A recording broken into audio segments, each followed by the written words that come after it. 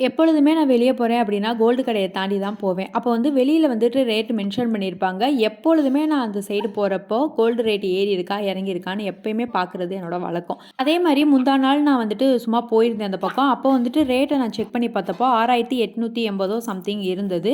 அதே இது நேத்து நான் போய் செக் பண்ணி பார்த்தப்போ, ஒரே நாள்ல கிட்டத்தட்ட ஒரு 10 ரூபீஸ் கிட்ட ஏறிடுச்சு. ரூ. 6940 ரூ. 60 கிட்ட வந்துட்டு போட்டிருந்தாங்க. இப்படி ஒரே நாள்ல ரூ. 10 கிட்ட ஏறுச்சு அப்படின்னா, நான் 1 கிராம் வாங்கணும்னாலே ரூ. 1,00,000 கொண்டு போனா தான் அது கரெக்ட்டா இருக்கும் போலவே! என்னான்னு தெரியல.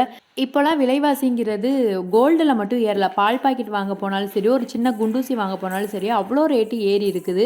இத எப்படி தான் கடந்து போறோம்னு தெரியல. இன்னும் வருங்காலத்துலலாம் அதிகமா தான் ரேட் ஆகும். கம்மியாக போறதுக்கான சான்ஸ் கொஞ்சம் கூட இல்ல.